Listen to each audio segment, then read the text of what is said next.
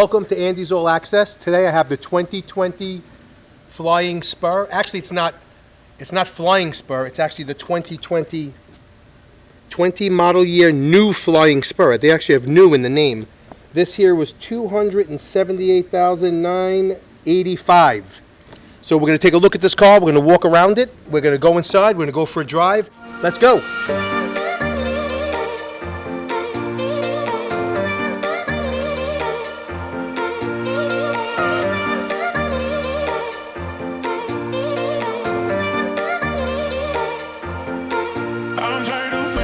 Under the hood, there's a W12 engine, which is 12 cylinders that produces 626 horsepower, 664 foot-pounds of torque.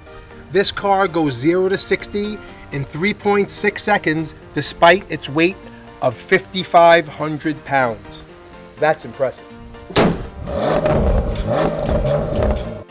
21-inch rims. Pretty nice rims. Another feature I like is the soft closed doors. Also, you can pop the trunk by hitting this B right here.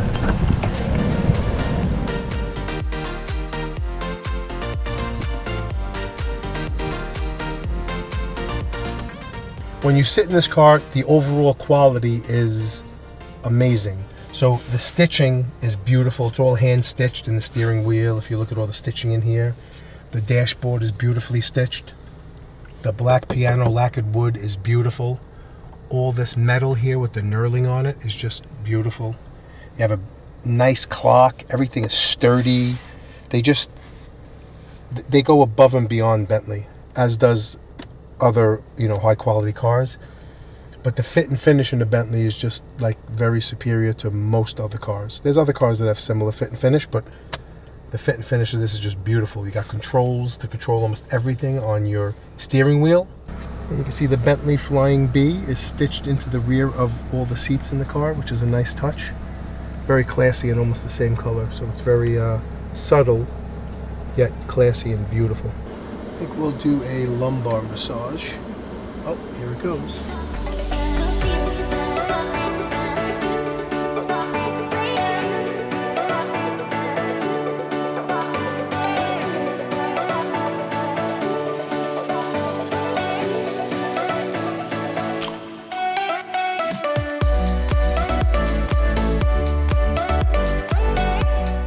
Let's talk a little bit about the center console.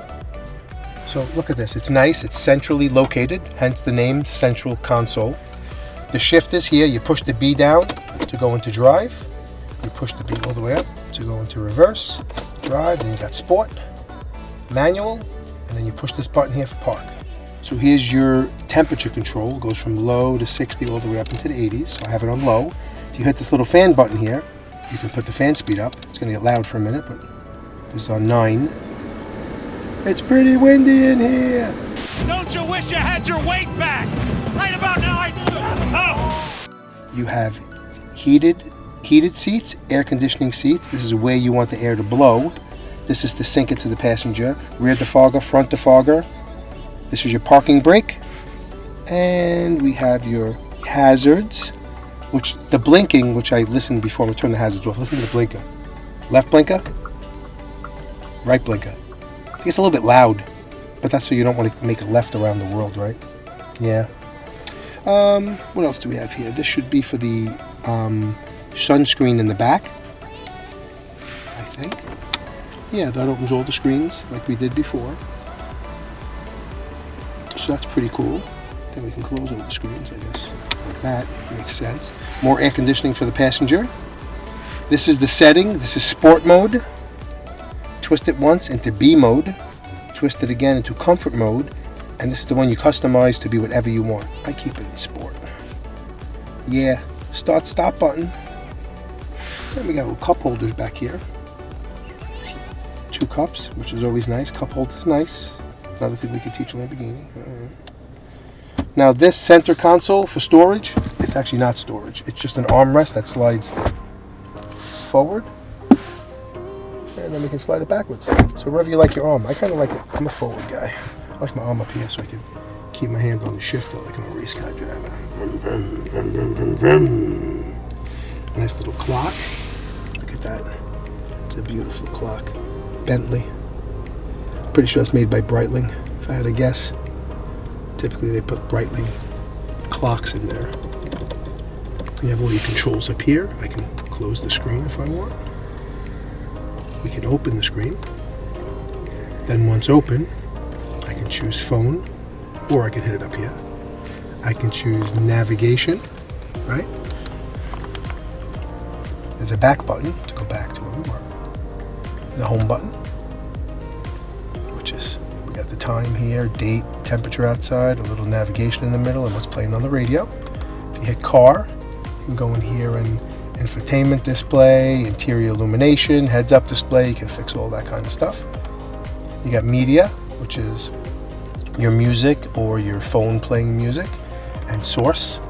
This would be Sirius XM, AM, FM, jukebox, and Bluetooth. Sport, Bentley, comfort, and custom modes. Custom, comfort, Bentley, and sport mode. This has a Bang & Olufsen stereo system, which is an upgrade for $7,070. But the stereo sounds amazing. So what I also like about this car is the windows, all four are one touch up and one touch down. I know in the Lamborghini, you can't get the passenger window to go up without holding it the whole time. Some kind of safety feature, which I understand about safety features, but look, watch this. Look, the window's going up. No one got their head stuck in it, their hand, or anything stuck in it. I don't know how people get stuff stuck in the window unless you have kids.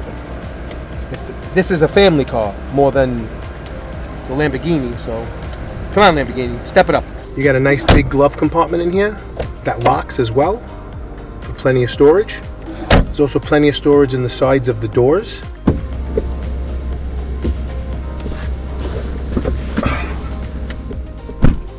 So moving to the back seat, it's very comfortable. There's room for three, but you got the center console in the front there that kind of would hurt the knees of the person in the middle. So this is definitely a 5-seater car, but 4 is good, especially with the middle console down, which has 2 cup holders and some storage space in the middle here.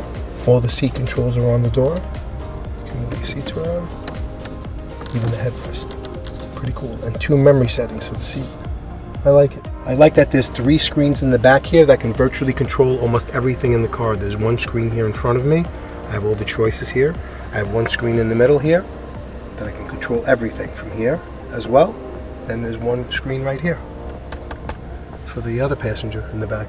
You can control everything back here. The radio, climate control, media, lighting, navigation. I can even make the flying bee go up and down. I can conceal it if I don't want anyone to see my flying bee. Hey, stop looking at my flying bee. This car has rear sunshades in the doors on both sides, plus a rear window sunshade. And what's nice about that, 1 touch of the button here, and I can open all of them. That means the doors open, the rear window opens, and the sunroof opens to get maximum light in here. And with 1 touch, I can close them all as well, in case you want a little privacy. They have nice little pillows on the headrests in the back, which are pretty cool. If you open the center console in the rear, you have 2 USB chargers, 1 on this side and 1 on this side, and you got the 12 volt in the middle. Pretty good. And 2 cup holders here. Nice. Then you can actually close it for a 3rd passenger.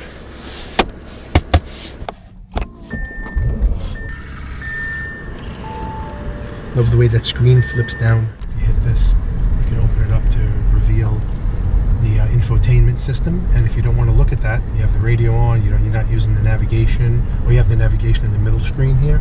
You just close it so it looks a little bit neater. And look how smooth that looks. Look how beautiful that lines up too. That's something they're known for, is like their fit and finish is unbelievable. The windows in this new Flying Spur are double paned, so they're twice as thick as other windows, and they keep the sound out, and they also keep the climate in. So the top speed of this 2020 new Flying Spur is 207 miles per hour. That is really fast for a car this size and 5,500 pounds. But that's where all the torque comes into play and all the horsepower to to get you up to that speed. That's a great feat for them to accomplish. So for the driver and passenger, there's a 12.3-inch infotainment screen that's all touchpad. So everything is touch. One of the things I really like about this car is the transmission. It's seamless. You don't even feel it changing gears. It's almost like variable. It's just like, you don't feel like first, second, third. It's not at all like, you don't feel any gear changing. Nothing. We've been talking about how fast this car goes. Let's see if it stops. Oh, the brakes are really good, actually. I don't know if you're able to tell, but I was going maybe like 50 and then down to 20 pretty quick. But the brakes seem to be really good as well. You need to stop if you're going to go fast, right? If you go fast and you can't stop, you're never going fast again. If I had to come up with a few things I did not like about this car, the first thing is I don't like blinker sounds. This ain't that bad, but if I had to pick something out, that would be one thing I'd pick out. The second thing is there's a lot of buttons.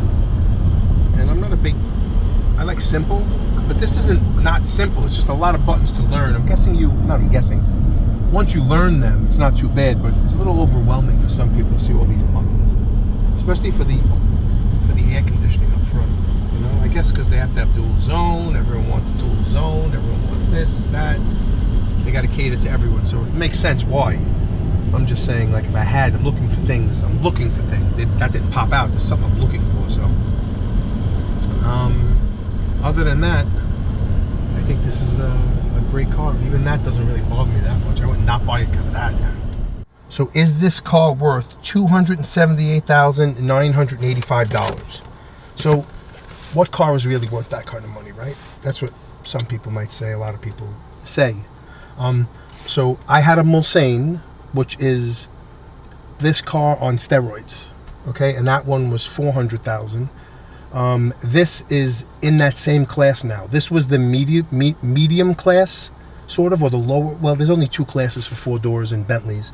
You got the Flying Spur and the Mulsanne. They're bringing the Flying Spur up to the Mulsanne. So you can get a similar car to the Mulsanne, a little bit smaller, not much smaller, a little bit smaller, a little bit less metal on the inside maybe, and a little lighter, faster, more nimble, for less money. So you decide what you want. You want bigger, roomier, or you want faster and handling better. And there's nothing wrong with the way the Mulsanne handles, especially because there's a Mulsanne Speed, which is ridiculous. But, you know, do I think this car is worth $278 compared to the Mulsanne? Yes, I'd probably take this over the Mulsanne only because I like to drive. I don't sit in the back of the car much like I used to. Now I'm driving more, so I'd probably rather have this than the Mulsanne and save over $100 grand. So that's the answer to my question that I asked you in the beginning. Is this worth $278,985? And it is. I think it is, at least. What do you think? Please put a comment down below and tell me what you think, if this car is worth it. This is Andy's All Access. Thank you for sharing your time with me. I really appreciate it. And I'll see you in my next video. Bye-bye.